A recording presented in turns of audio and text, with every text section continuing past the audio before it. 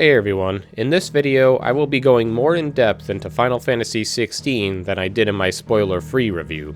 Needless to say, this video will have no spoiler restrictions on the story or fights, so if you don't wish to be spoiled, this is your warning. Also, in the interest of not making this video 3 hours long, I will be excluding most of the critiques I put in my spoiler-free review that don't really need to be stated again. If you haven't watched it yet, I highly recommend viewing my first review to understand my general opinions of the game to avoid confusion during this. So I won't be talking about general critiques such as overall graphics, combat, exploration, etc. Instead, this review will hard focus on specific story sequences and fights that I left out of the spoiler-free review. As a fair warning, a lot of this will be me explaining a lot of scenes as well in chronological order. This will allow me to display my level of comprehension to what I believe is going on and also allow me to throw my thoughts around for these story scenes. So with that said, let's begin from the demo. Now, I know the demo is available to anyone, and I could have went full spoilers for that in the previous review, but I still think it's worth saving for this video. So to start, let's talk about the demo itself. When the demo released, it was extremely well received by most players, and as a whole was incredibly well done that let you play way more than most people expected. I personally thought the demo would end after the Morbo fight, but I was very wrong. The demo opens up with a small icon battle sequence of Ifrit versus Phoenix. You get tossed right into it with no context and super basic controls. Me personally, I disliked opening the demo this way.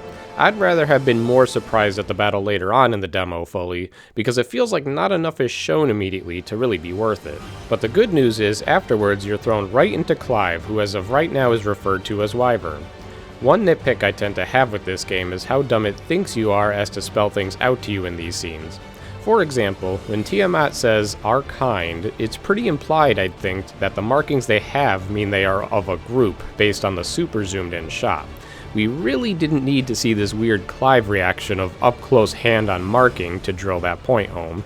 On the plus side of this sequence though, it does ease you into the controls in a fairly interesting way. Some games botch tutorials and spam you full of everything it feels like it can in a boring way that doesn't stick. Starting off with very basic non-combat movement is a good way of easing you into these controls. Afterwards, we get the lengthy scene of Dhalmekia pleading to Waloed for help against the Iron Kingdom. There's a lot that happens here quickly, so it's easy to miss things first time through without bringing up active time lore, but as a whole, I do think this is a pretty interesting cutscene. It shows Benedicta's and Kupka's personalities immediately. Although again, they do the thing where they think you're an idiot and zoom in on world magic. Wait, there's magic in this world? Yeah, it seems kinda silly to spell these things out to this degree. At any rate, still a strong scene regardless. Right afterwards, you get tossed back into the action with Clive, where the game showcases the power of icons on a battlefield with Shiva versus Titan.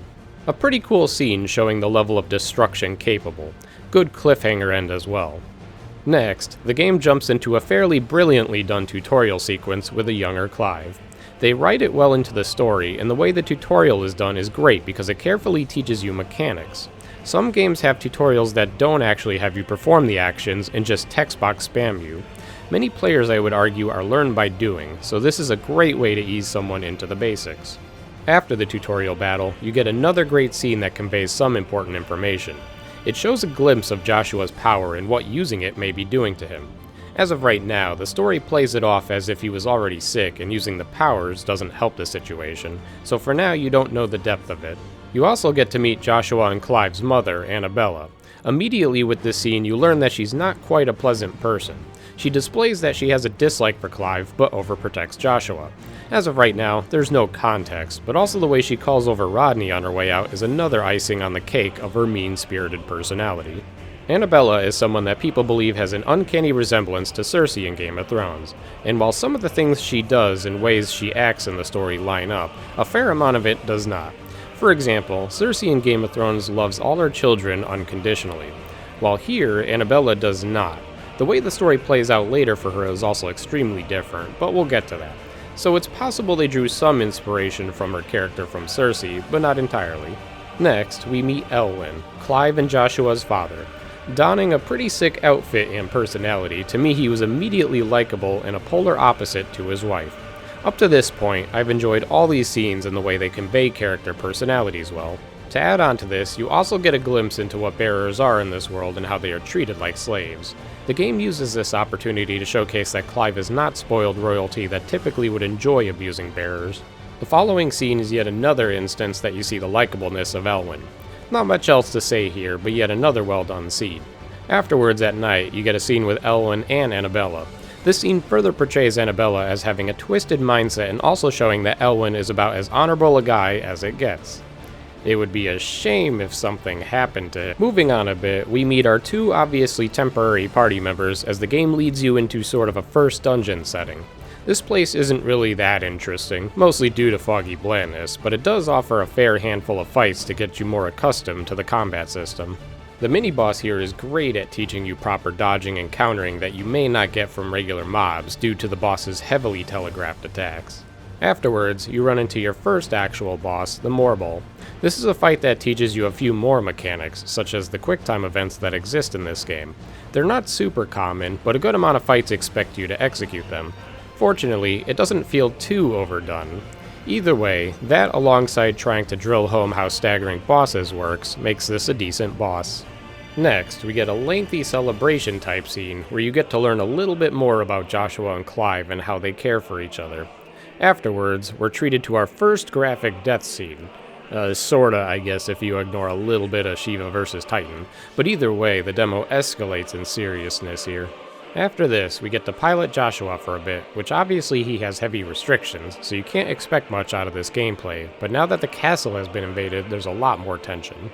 After reuniting with Clive, you get to yet another boss in the demo segment, the Night of the Blinding Dawn.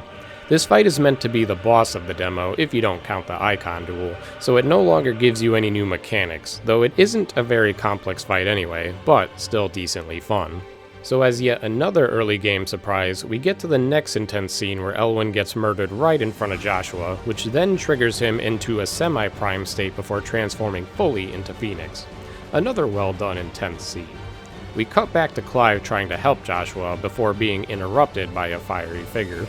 Now, of course, most people playing this game will know that Clive is Ifrit, or at least will eventually control Ifrit, but for now they try a bit of mystery, and to that end, I think it succeeds in making you wonder what exactly is the explanation.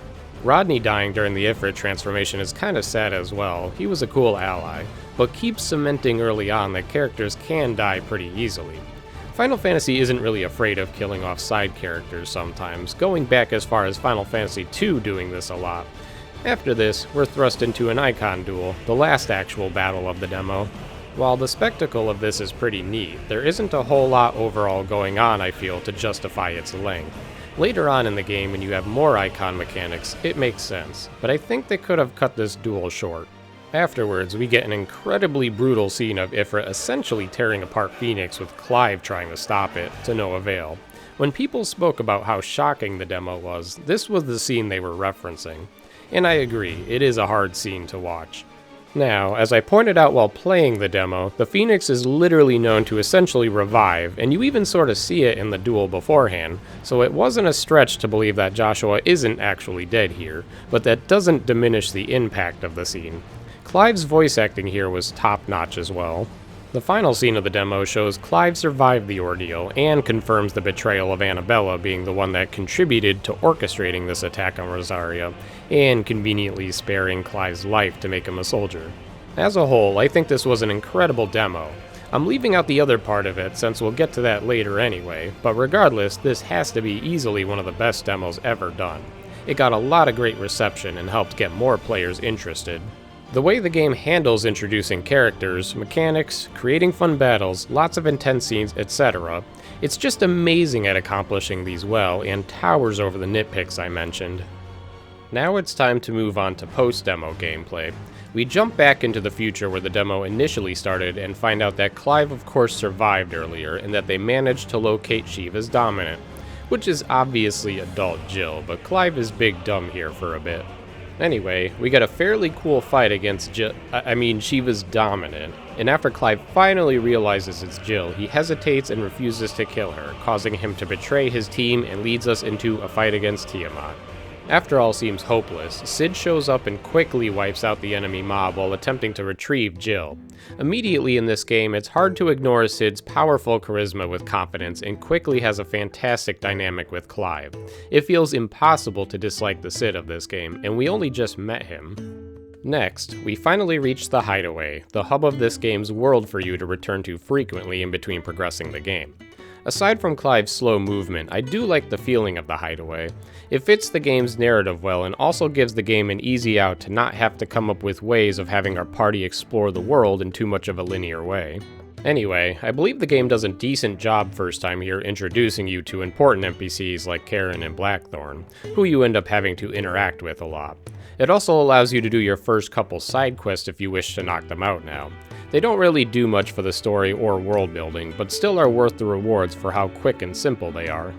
So when you're ready to head out, we get to essentially our second dungeon of the game technically, which is a large forest. Graphically pretty neat area, decent amount of fights, etc. Storyline wise, not a whole lot happens for most of this place, but you do get two more bosses, one against Fafnir and then against Midnight Raven. Fafnir is a nice normal type giant enemy boss, fairly well done. After that fight, Cid is revealed to Clive as a dominant and showcases to us that when dominants use their powers, they essentially injure themselves. The reason isn't revealed yet, but it's not too hard to understand the concept. After some more exploration, you get to Midnight Raven, the boss of this chapter. He's a fairly decent boss as well that gives you plenty of precision dodging practice. As a whole, solid dungeon area for early game, even if light on the story progression. Next stop in the game is to Lostwing. Cid once again, great character for this area that tends to give you a laugh.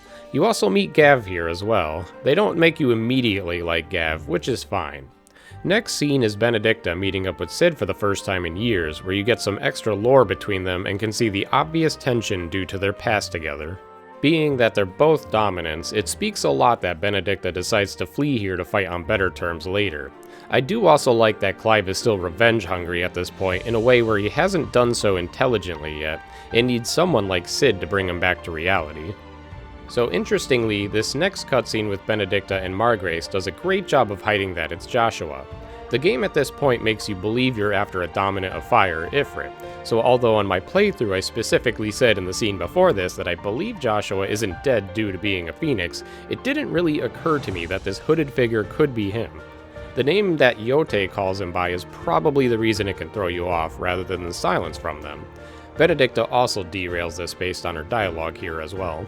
Next, we meet Quentin.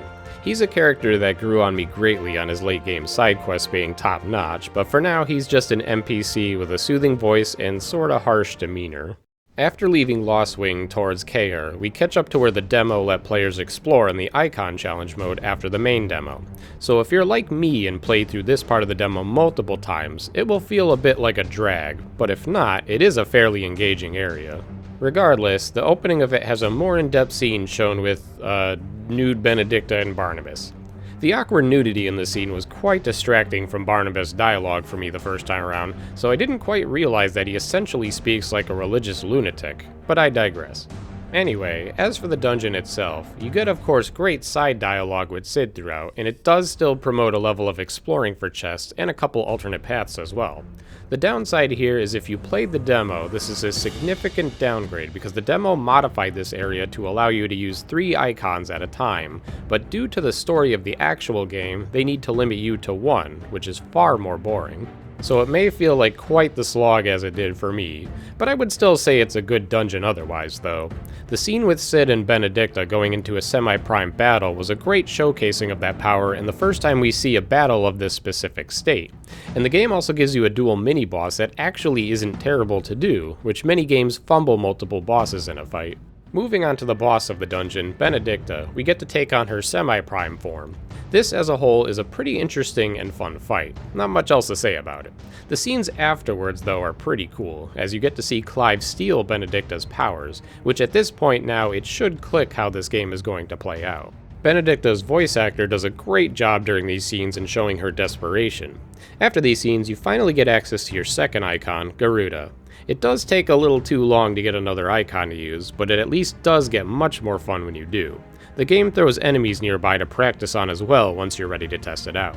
Garuda moves specialize in breaking through stagger gauges, and the icon feat staggers enemies for a bit and large enemies a bit harder when you hit their midpoint stagger. A fairly useful moveset on your first playthrough for getting extra hits on enemies that have stagger gauges. For me personally, I always kept on Wicked Wheel, even on Final Fantasy mode, though I dropped Garuda as an icon due to the icon feat not generally being too groundbreaking compared to some of the others. Anyway, now you can progress to the next scene, which shows Benedicta running into trouble and then flashbacks you to try to make you feel bad for her past, though I personally don't feel bad for her after everything she's done. But the scene ends with her essentially losing her sanity and fully transforming into Garuda, which makes our next destination the giant tornado. To further confuse you, Clive's visions of the hooded figure appear here, and the game confirms that Cid can see it as well.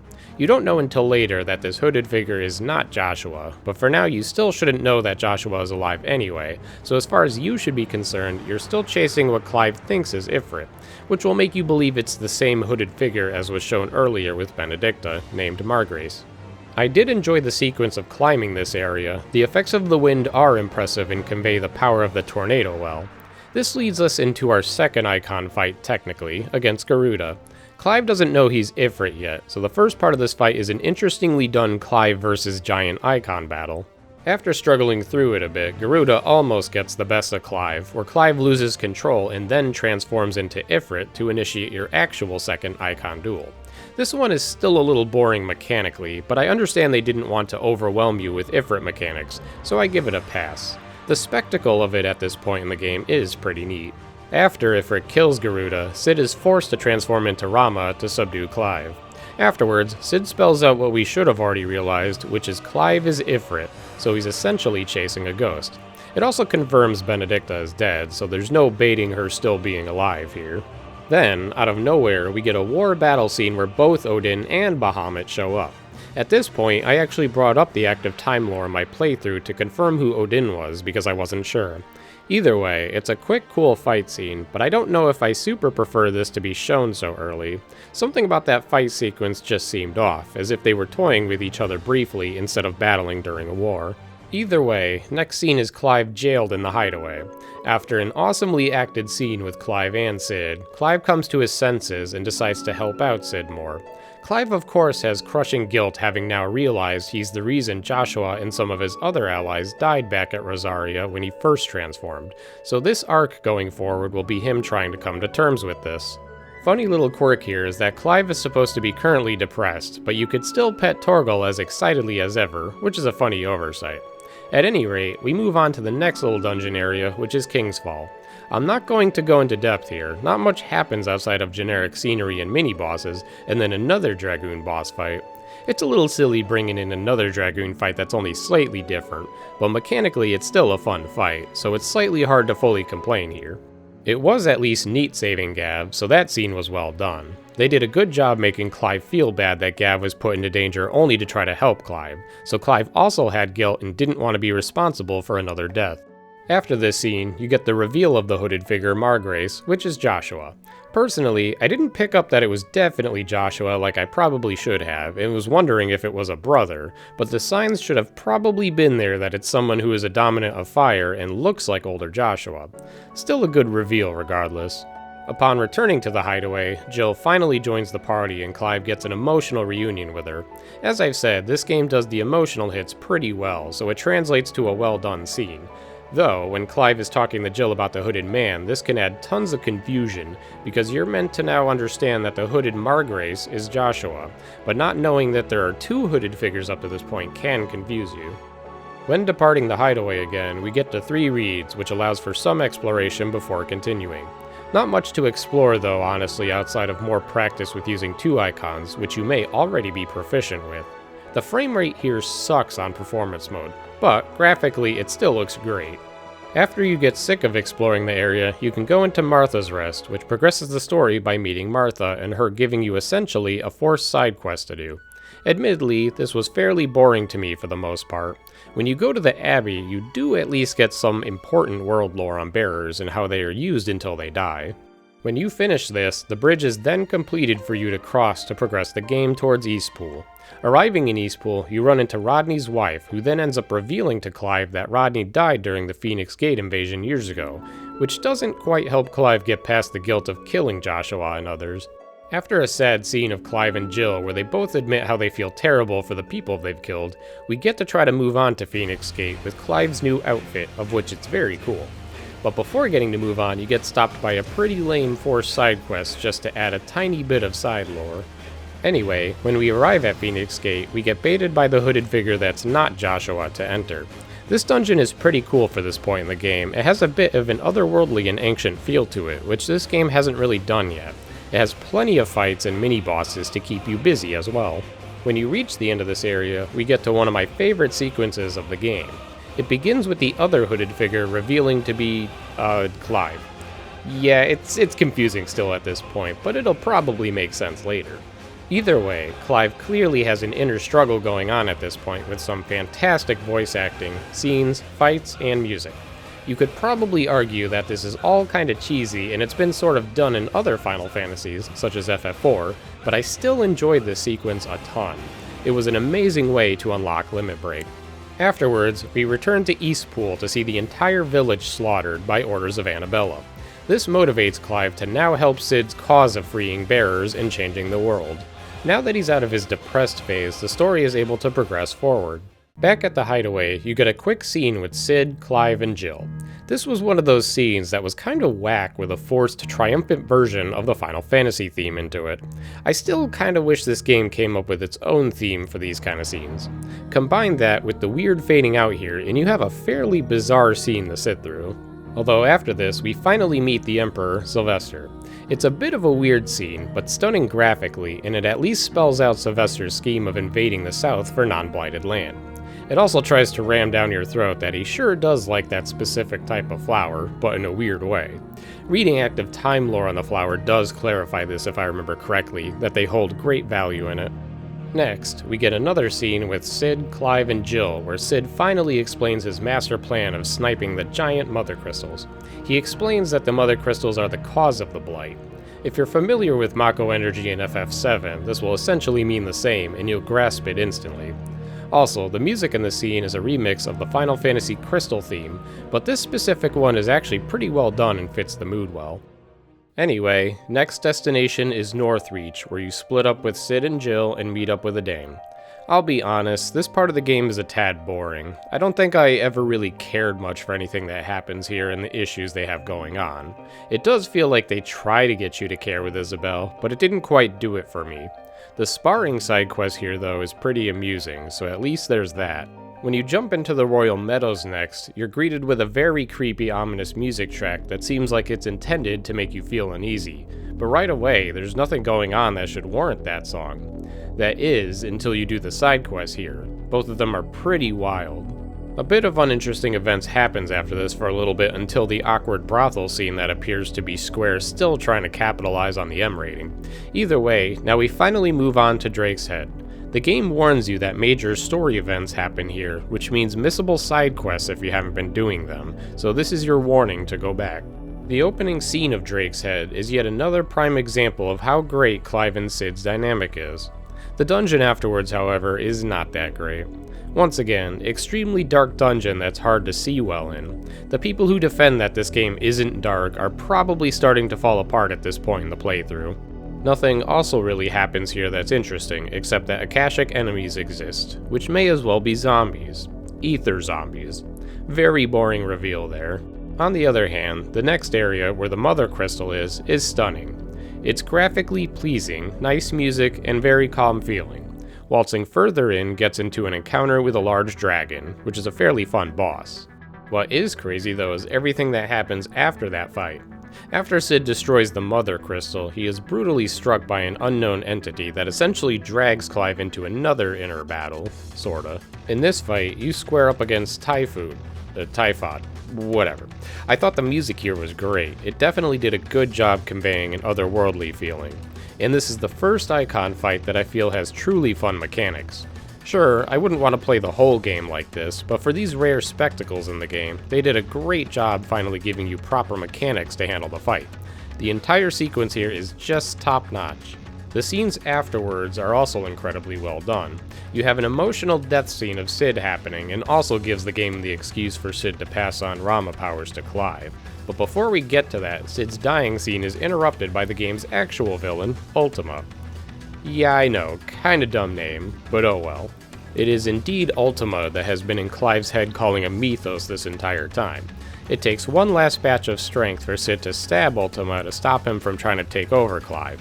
Although, I do find it interesting that Cid claimed he knew who Ultima was. I may have missed this info in the tomes, but I don't recall reading that Cid could have known who Ultima actually is, so no idea if this line holds weight or that Cid just understood the concept of a higher being watching over the Mother Crystals. Also, fun fact is that Ultima is technically spoiled before the reveal here, if you constantly read the tomes. He is mentioned a bit before reveal, just no portrait. I was actually one of the people that saw the name beforehand, so that was a weird possible oversight. Maybe Cid read the tomes before coming here. Anyway, after the party believes Ultima to die there, you resume the emotional death scene with Cid, where the game has Cid gift his powers to Clive willingly, which is finally an excuse to have 3 icon forms to wield at once. But before the party gets to grieve Cid's death, Ultima re-emerges, showing that he cannot die that easily.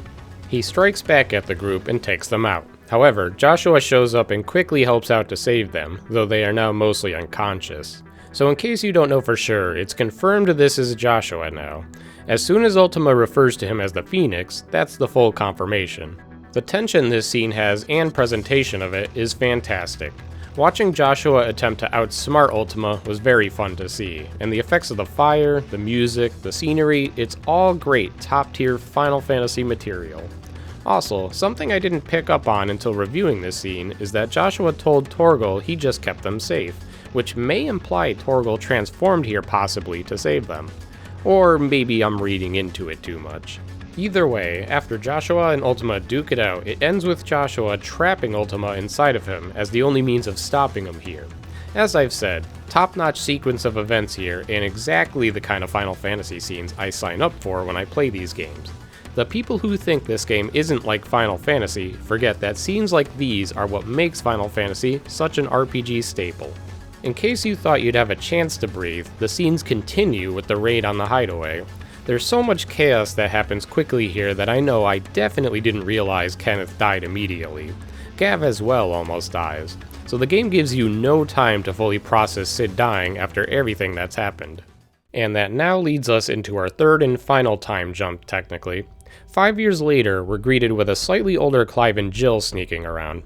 I will say, I was a tad disappointed here that we never got to see Clive's reaction to learning of the hideaway's destruction. It feels weird that we jump into a time where it's already accepted. Either way, this part of the game tries to show you that Clive still carries on Cid's legacy, while still also risking his life freeing bearers, even if they don't appreciate it. Also, a quick chance at learning how to use Rama as well.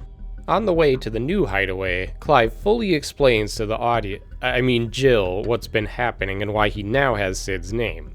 Anyway, some scenes happen at the hideaway to reacquaint you with your allies. You meet a new helper, Villian, who is essentially an NPC that briefs you on the state of the realm. I wish I could pay better attention to these, but they honestly bored me a bit, and most of the info in them isn't essential to understand where you're going and why. I'm also confused when Tome says there's no such thing as Moogles, when Clive is constantly talking to one in the hideaway, as if maybe it's in Clive's head as well. No idea on this one, but that threw me off. Anyway, moving on, we get to the Black Shield sequence of the story. The game makes sure you fully understand how messed up the Black Shields are, but they do spend perhaps a tad too much time on them, which again is a downside of this game's pacing. On the plus side, there's a cool side quest here that reunites Clive with Ambrosia in a well-done scene.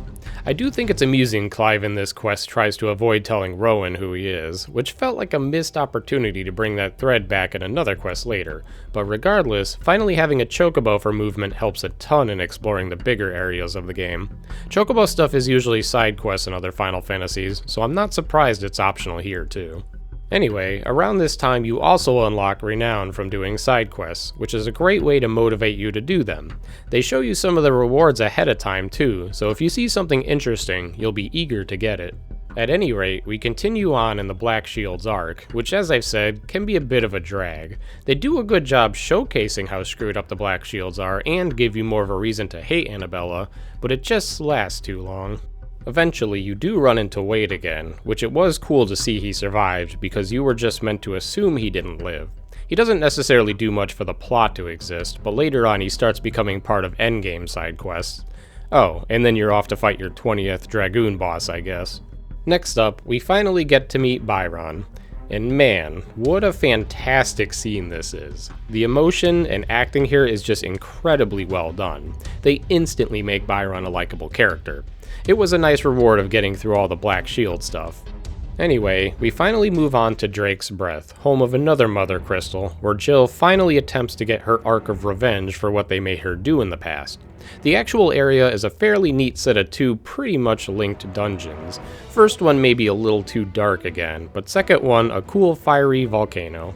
The climax of this area is fairly cool, where you confront the evil high priest Imrian, and then the hooded figure we've seen multiple times that is not Joshua is here to help Clive out secretly. This creates a boss fight against Liquid Flame, which to be honest, I thought was a pretty awesome fight. It has fun mechanics, cool attacks, and the assists from Shiva are pretty neat. The battle ends, and then you finally get to see Jill get her revenge by killing Imrian. To be honest, I'm glad they went through with this. Part of me thought that they may try to make it so Jill doesn't have the stomach to take the guy out, but fortunately they did not at all go that route. So anyway, at this point you may be thinking, like I did, oh cool, Jill finally is doing something. Hope she continues to be a part of the team like this. Well, I'll get to that later. Moving on, we get some interesting scenes of the beautiful Mother Crystal shattering, and then you see Joshua afterwards, which should confirm to you at this point that the hooded figure is not him as it may seem up until this point still. Joshua confirms he intends to meet Dion. Moving on yet again, we get a Dhalmekia scene with Kupka and their leaders. This scene does illustrate pretty well that Kupka is smarter than you may think he is, despite his rage making him appear reckless. This scene also reveals that Annabella now has a son with the Emperor, and that Kupka is conspiring with her to essentially take out Clive, which would be to the benefit of both of them. And right afterwards, Annabella fully explains her master plan to her son. Back at the hideaway, Gav comically ruins Clive and Jill finally about to kiss, but learns that Kupka has attacked Rosaria in a clear attempt to bait Clive out, of which he willingly accepts to defend his homeland. So let's skip to the arrival at Rosaria under siege. I thought this opening sequence was well done here, with showing the state of the place, accompanied by a great musical track. Anyway, after beating the Corel mini-boss, you fall right into Kupka's trap quite willingly, getting Jill and Clive captured.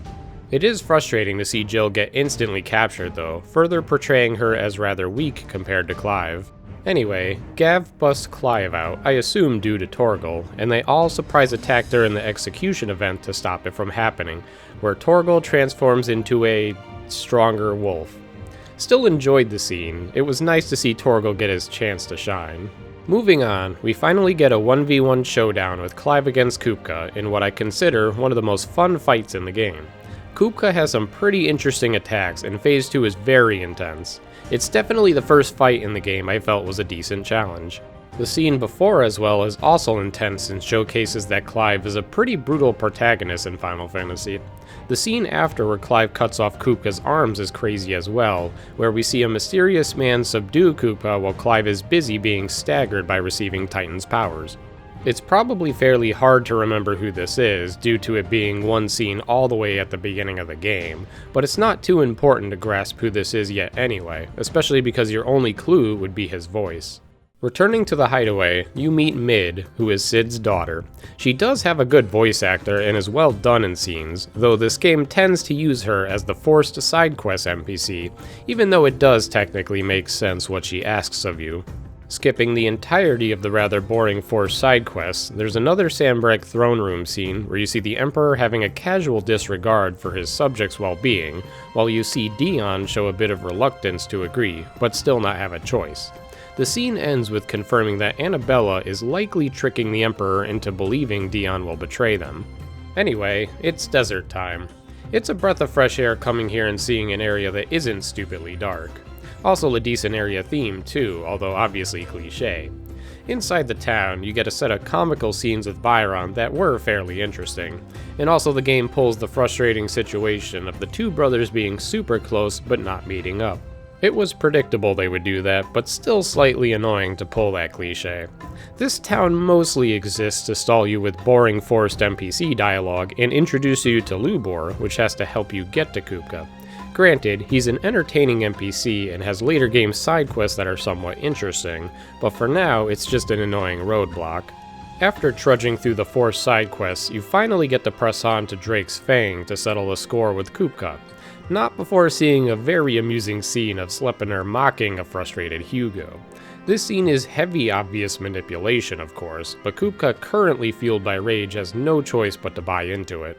Getting through the mansion dungeon, we finally meet up with Kupka for a final showdown. As instructed, Kupka transforms into Titan from the Mother Crystal's power from a traumatic hallucination of Clive with Benedicta. Phase 1 of the fight is a fairly tame battle against Titan, showcasing the incredible size difference between them. But then we get into the next phase, which goes full Final Fantasy spectacle mode. This sequence, while still cool, does drag on a tad too long. It feels a tad too samey with no scenes of interest outside of pure battle spectacle. It probably would have been better to cut out one of the sequences fighting the hands, or possibly that silly sequence of slowly falling down to land a tentacle into Titan Lost. And the last phase also does feel a bit unnecessary, but at least it was different, so I was okay with that. As a whole, it's still a decent spectacle fight, but for what it actually was, it felt a little too dragged on. Afterwards, Clive decides to destroy the Mother Crystal while it's out in the opening, and Ultima nearly gets to him if not for Joshua somewhat telepathically convincing Clive to repel Ultima. Next scene shows Barnabas finally giving some dialogue along with Sleipnir, where you learn that Barnabas is aware of Clive being Mythos to make you consider a bit more what his role actually is. I'm not sure if this is confirmed now, but I believe Barnabas is the one responsible for sending Benedicta's head to Kupka in an effort to bait him into an inevitable battle against Clive. Then afterwards, you see Dion and Terrence have a bit of dialogue and then end up kissing. This was extremely slightly foreshadowed earlier, but otherwise it was a surprise to me. As of right now, this scene seems out of place, but a scene later on makes it work better. Anyway, Joshua finally shows up to discuss with Dion the issues the world will soon be facing, and then Clive also finally heads back to the hideaway. While the game makes you annoyingly go around telling people Kupka is now dead, the dialogue itself is pretty heartfelt, because these NPCs had to live in fear of being found by him again and killed. Anyway, we just did a cool icon fight, so that means we're stuck in boring forced sidequest land now, involving Mid once again. Nothing much of value happens here to be honest, so we're gonna move on ahead.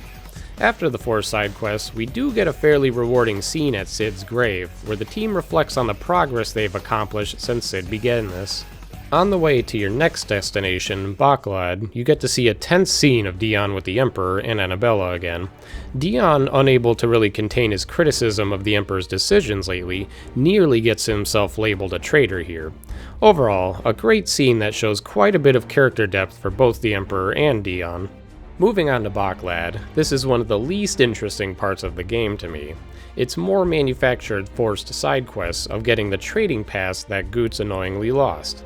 I don't feel there's a redeeming aspect of this area. When ready to move on, you get a great scene of Dion with Joshua conversing finally about matters at hand, along with another flashback of Annabella taunting Dion due to his impure blood. Moving on, we arrive at the Crystalline Dominion, where the city gets set on fire. Funny thing with the Medicine Girl is that shot feels exactly the same as Garnet and FF9 reacting to Bahamut. Anyway, pushing on through this area, it's what you'd expect with this type of dungeon setup. There's a fairly cool white dragon boss, where afterwards you see Bahamut start destroying the town, which without context at this point will seem confusing. Pushing on through some more mini-bosses and boss against Necrophobe, you finally meet up with Annabella, which surprised me that she would just be there. This scene is quite satisfying to see Clive go off on her verbally, while it also gives Clive a chance to show that he actually is an icon, and that Joshua is still alive, which is essentially 2 gut punches to Annabella at once. This leads us into my absolute favorite spectacle fight of the game, the battle against Bahamut.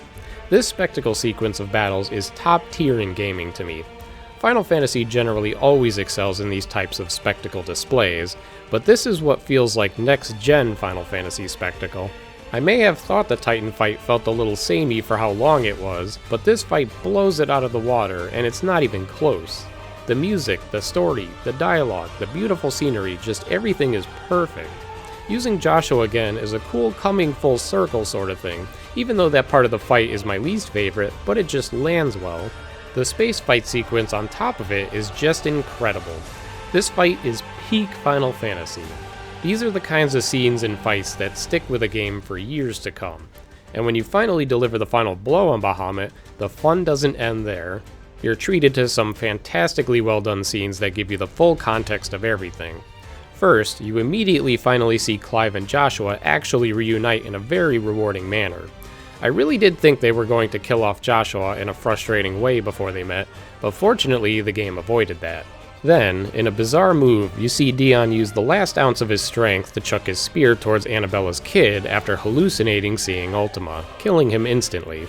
This may seem confusing still at this point, but after Clive accidentally sucks up Dion's powers, we get a flashback scene of shortly before Dion turns into Bahamut. This scene is likely one of the best in the game.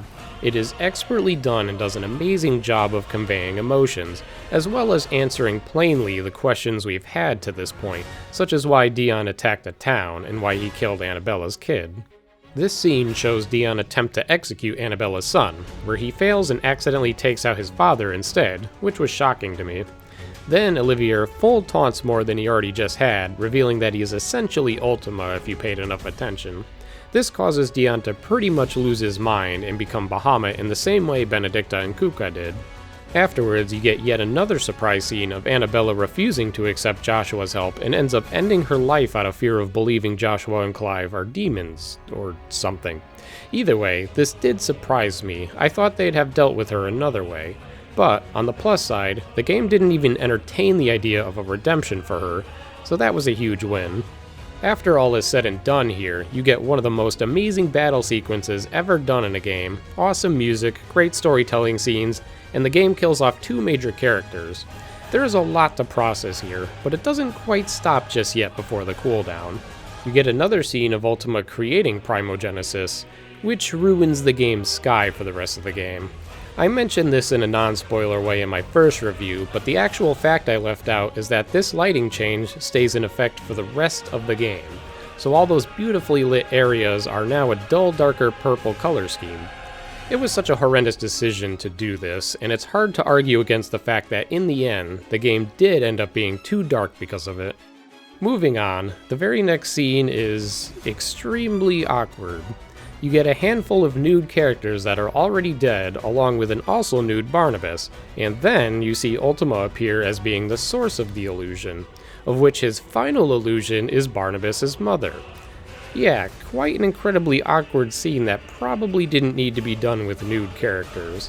This just makes me think Ultima is some kind of freak and diminishes the level of seriousness I can take him at. Yeah, I get it, it's manipulation on Ultima's part, but there's this kind of weird manipulation, and then there's the more reasonable ones, such as Sleipnir with Kupka. Finally, we're back at the hideaway again, and you know what that means, more forced side quests. Because of what Primogenesis caused upon the world, we're forced to help calm regions by helping out important NPCs with their issues. On the upside, it does a decent job world building the consequences of Primogenesis, and you start feeling the desperation of the state of the world. On the downside, it still boils down to fairly boring NPC quests that you're forced to do. Anyway, moving on to Tabor, we finally get Clive and Jill meeting Yote. Then we get a scene with Barnabas taking out the leaders of Kanver in a pretty intimidating swing of his sword, mostly just a taste of what he's capable of to clue you in. Afterwards, we get a scene that decides to leave Yote behind, because I guess she isn't allowed to do anything cool, despite her tome description arguing that she is cool.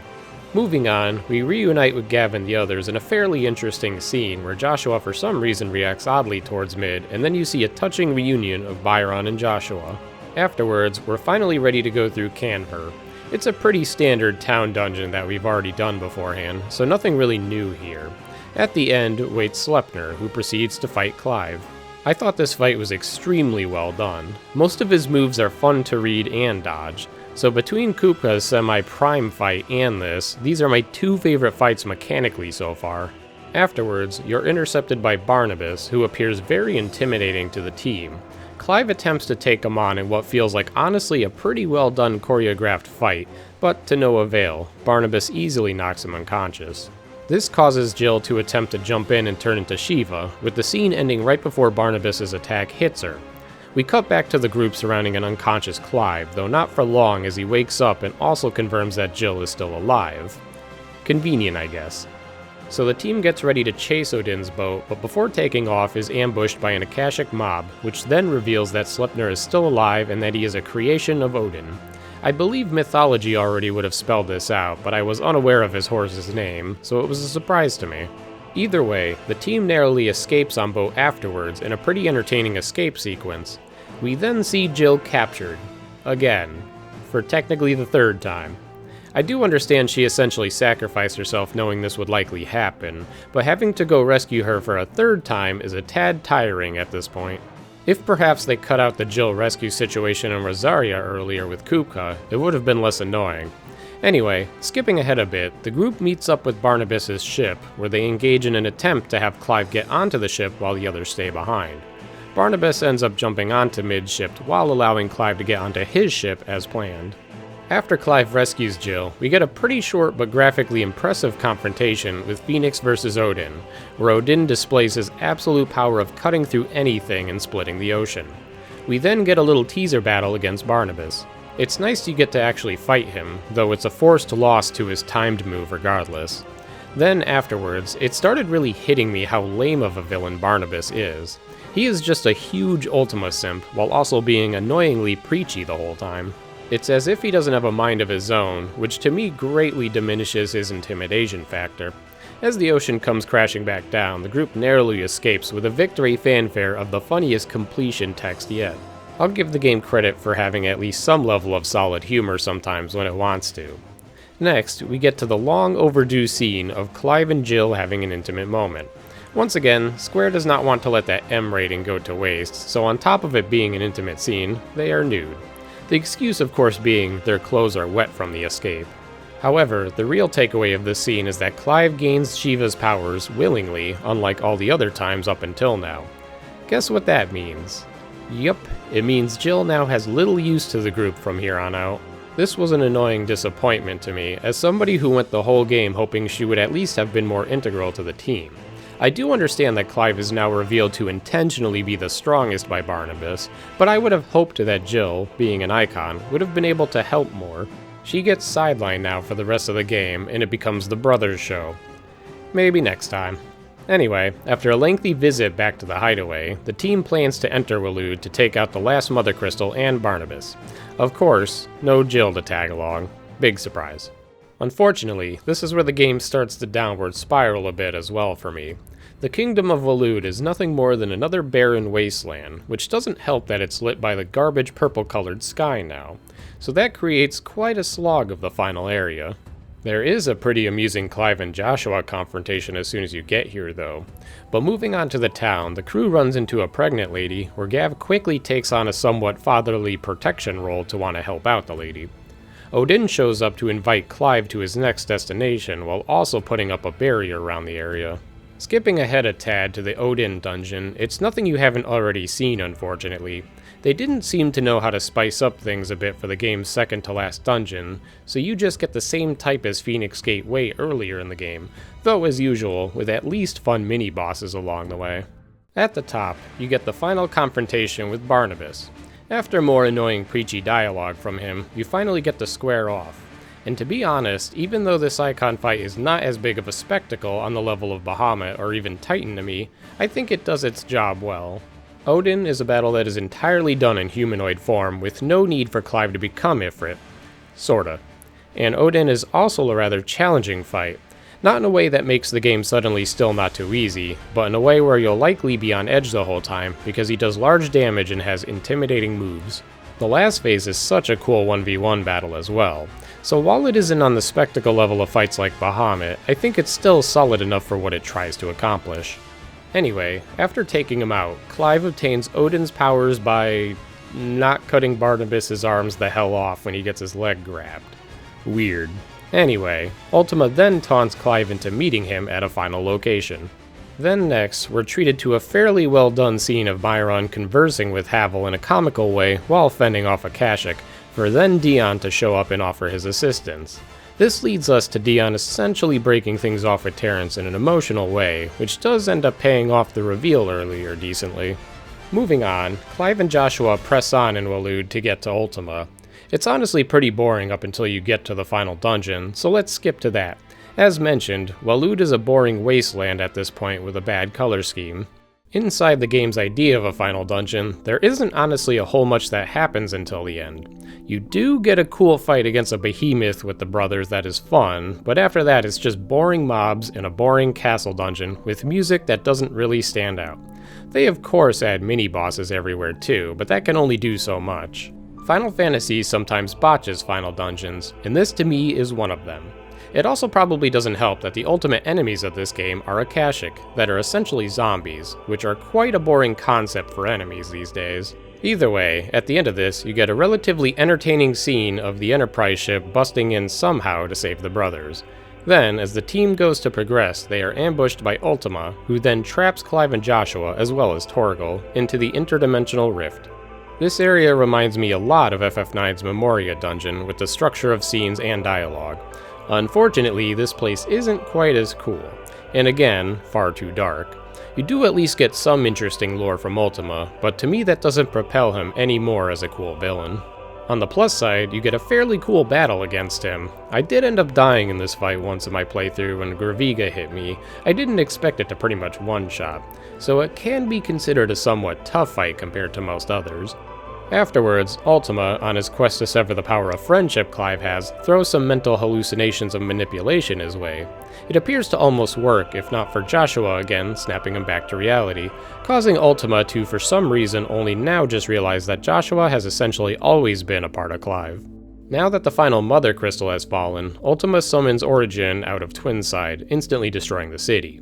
Origin is meant to be your final destination. Going back to the hideaway, the group talks more about a game plan to finish Ultima off at Origin. It also gives you some more dialogue between Clive, Joshua, Dion, and Jill. This is also your last chance to finish any side quests before beating the game. Granted, you can just do them post-game, but some people prefer completing everything before the final boss, such as myself. Anyway, confirming entry to Origin on the map locks you into the end sequence, where I guess the entirety of the hideaway is here to see the brothers and Dion off. It is a tad emotional, but given that we are unsure at this point of their chances of survival, it makes sense. Entering Origin begins the final battle against Ultima. As I said, I do sorta wish this place would have been a cool final dungeon instead of what we got. I would have rather had the actual final dungeon be less long and padded, and instead have a neat, cool final dungeon in a floating crystal. At any rate, you get a pretty awesome sequence of events in the first phase where all three icons attempt to stop Ultima.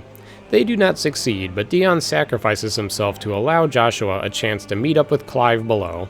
We then get the brothers making a last stand to confront Ultima, where Ultima fully reveals his plan to revive his race, while also explaining that the destruction of the Mother Crystals were his plan all along.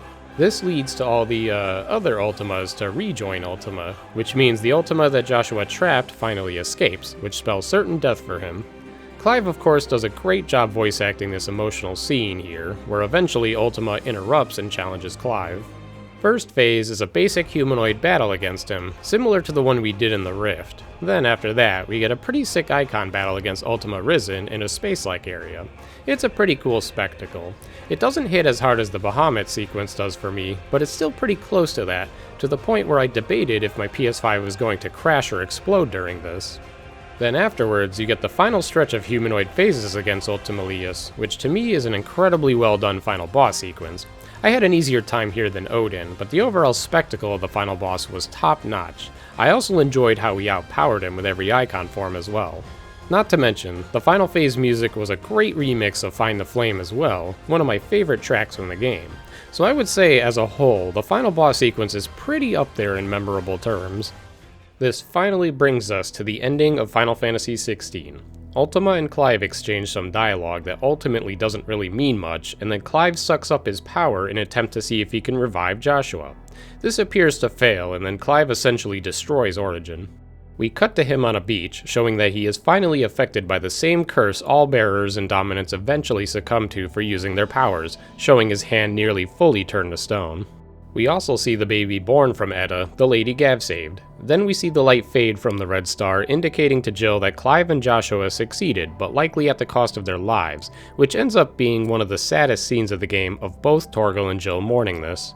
Skipping past the credits, we get to a post-credit scene showcasing the world without magic, ending on a close-up of a book called Final Fantasy, written by Joshua.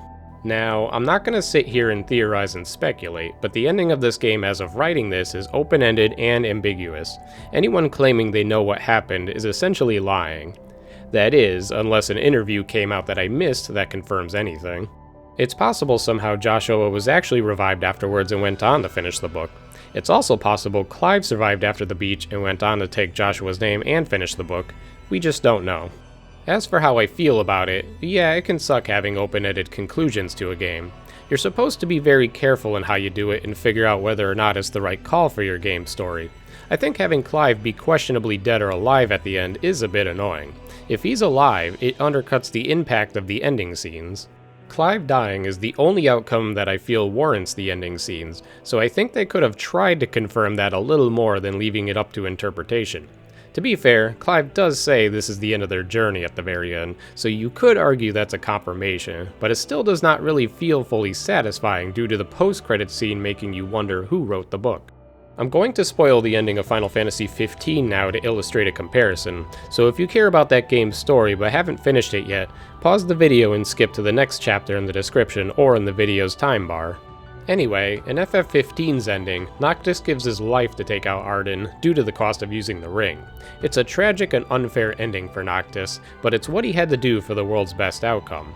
In that game, it's not ambiguous that maybe he somehow survived and perhaps things could have been okay. The very end shows this, and they also hammer in the emotional impact afterwards of the bros having their last campfire before going on to fight Arden. While back in FF16's ending, you're meant to accept that Clive dies at the end and Joshua was not revived. Yet the post-credits scene adds annoying speculation on who actually wrote the book. Was it Clive who somehow survived and took Joshua's name? Was it Joshua who did actually get revived? Or was it someone like Jill? Trying to figure out something like this in an ending is frustrating and distracts from the emotional scenes we just saw beforehand. If you're going to go the depressing route of an ending, you should just stick to that, and not at the very last moment make it seem like what you just experienced may not be what actually fully happened. Anyway, welcome back anyone who skipped over FF15's ending spoilers. Let's move on to my final thoughts about the game, now that I can explain everything in full detail. Let's start with the combat this time. As I've mentioned, the main issue I had with combat is that the base game is too easy. Both DLCs done on Final Fantasy Mode Blind will give you a level of challenge, but due to the structure of boss fight checkpoints, it's fairly inconsequential to die most of the time anyway. I did as a whole still enjoy the combat.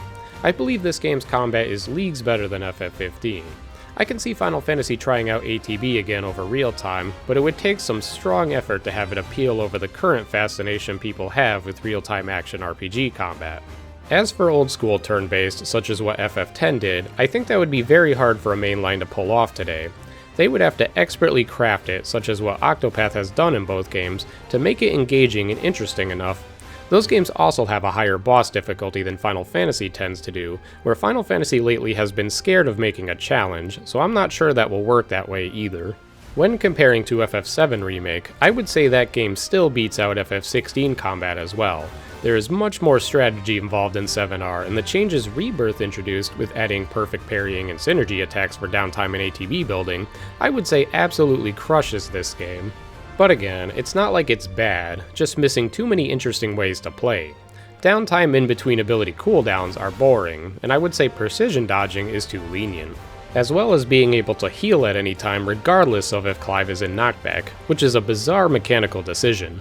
This also isn't really getting into other concerns people had, such as this game locking common RPG staples, such as elemental attacks or debuffs. As I've said in my first review, games like Strangers of Paradise handled these quite well, so it was disappointing to see a mainline Final Fantasy decide not to incorporate them in some way. Either way, mistakes were made, and this is the result we got. If this game came out after Rebirth, I would have been more let down, so they caught a huge break there, as it made me mostly think about how bad FF15's combat was as a comparison, and sort of brushed 7R under the rug of discussion until I found out what Rebirth changed. Moving on, let's talk story and character summary. As a whole, I do think this game does an incredible job of creating a likable main cast, and even some side characters come off as interesting and charming. As said in my first review, this game has a harder task than FF7 Remake because it isn't creating characters off an existing game, so they really have to sell you these characters from the start, like all non-sequels or remakes must do. Clive, I still consider one of the best, if not the best, main protagonists of Final Fantasy. I love that he has a fairly realistic attitude and personality, and Ben Starr does a fantastic job of portraying him. Joshua, I thought he was done great as well when he was older. He came off as sensible and wise. Cid in this game, easily the best Cid to me, and that does appear to be a common community thought as well. His dialogue was very entertaining and well written, and he bounces off of Clive super well, while also fitting that mentor type role. Jill, well, I still think they fumbled her. The voice actor was fine, but it felt like most of her dialogue was nowhere near the level of Clive or Joshua, as well as her overall participation in the story. She gets sidelined constantly, and her one breakout scene is when she gets revenge back in Drake's Breath. Her getting annoyingly captured 2 more times since Clive initially saved her was also tedious. It was just unfortunate, given that even though she's not as strong as Clive, she was still a dominant. She did have some emotional scenes with Clive that worked fine, but as said, I would have wanted a more interesting female party member, such as someone like FF9's Beatrix or FF13's Fang. Side characters for the most part were well done, such as Gav being quite likable by the end, where he time and time again saves the party and is loyal to them. Characters like Dion, you see how vulnerable he is and can sympathize with his dilemmas. Others, like Blackthorn and Karen, you learn more about them through side quests that also makes them likable. The game just does a fantastic job overall handling its character developments, with what I feel are only a couple missteps. As for the storytelling aspect of the game is top-notch, but the story itself isn't anything I found impressive. I'd still say it beats out a handful of other Final Fantasy games, but it just doesn't excel. The concept of destroying Mother Crystals instead of saving crystals like you do in some other Final Fantasies is pretty neat, as well as the game's summons being controlled by dominance is unique too. Nothing else really sticks out as unique though. You have another tale of the early game villains being normal people with armies and nations that evolves into a plot that's controlled by a godly being that the group must take down. There's not much innovation with a plot that goes that route in this way.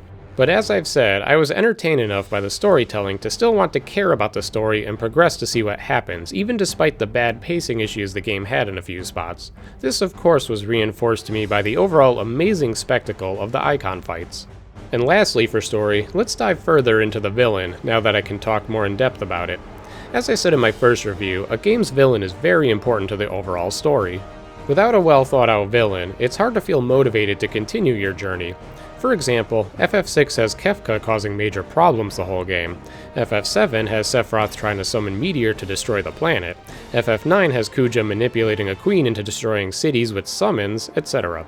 Those are all memorable villains because of their interactions with the main party throughout the game in conjunction with their overall destruction to the world they are attempting to or actively inflicting. I feel Ultima falls short into being a mid-tier villain due to his interactions with the party being rather boring and not intimidating. When he first appears, it's pretty cool how it plays out, but after that, he just comes off as a monotone, lifeless deity. The constant droning on about him wanting Clive to be a lifeless shell to be the perfect vessel just gets tiring as the game goes on, where Ultima is apparently too stupid to understand Clive's driving power. Sephiroth is also a monotone villain, but he has a significant cool factor that I feel boosts him incredibly high, as well as he gets a pretty nice backstory that FF7 conveyed quite well. With Ultima, all we learn about him is he's an alien race that is draining the planet to revive his kind. We don't get to see any backstory on that or get to figure out more about him. He also doesn't really do anything cool until the final boss fight. It's not like with Sephiroth where he's a former war hero master swordsman. I'm not saying he's a terrible villain by any means, just not engaging enough to make him very memorable as a villain compared to some of the franchise's best. So to recap, overall strong characters, strong storytelling, mid-tier story and villain. Next, let's discuss side quests in this game.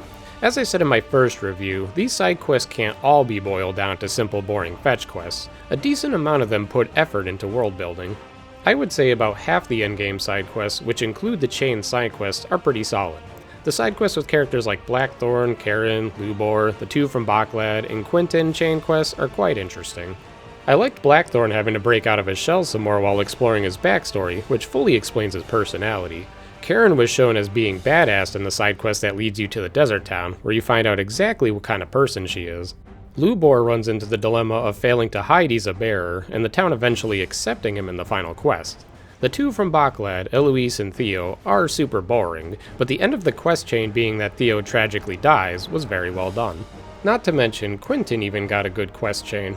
I thought it was interesting you get cliffhangered on part of the chain quest, but it wraps up in a fulfilling way. And the endgame side quests involving Joshua and Torgal are fairly touching as well, so there are definitely side quests that are worth doing. FF7 Rebirth does a much better job with the side quests because there are less in that game, but they are very involved and entertaining for most of them and tend to be longer too, while FF16 did quantity over quality and probably have far too many useless ones. Which obviously isn't great, where most people I watched play tended to groan seeing droves of side quests pop up all over the place once a big story sequence was finished.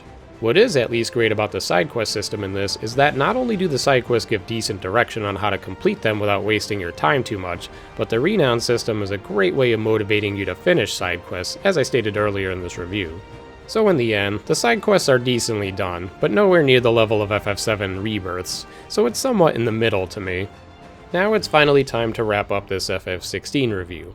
When all is said and done, I still did enjoy my time with this game and appreciate a lot of the steps they took to improve the franchise from FF15's bombings. I can understand where it falls short and makes people wish it did more, but on the other hand, it did set up a lot of good framework for the future of Final Fantasy, if it takes the good from this and tries to cut down on the bad from it. For example, one of the reasons I love FF7 Rebirth is that FF7 OG had lots of silly moments where the game didn't take itself seriously, and FF7 Rebirth honors that very well. That game knows when to screw around and have fun, which in turn makes it feel like it has much more soul and personality to it. The way areas are designed sort of reflect this too. But in FF16's case, it felt like they needed to make this game hyper-realistic to the extent where it isn't allowed to stray from being overly serious the entire time.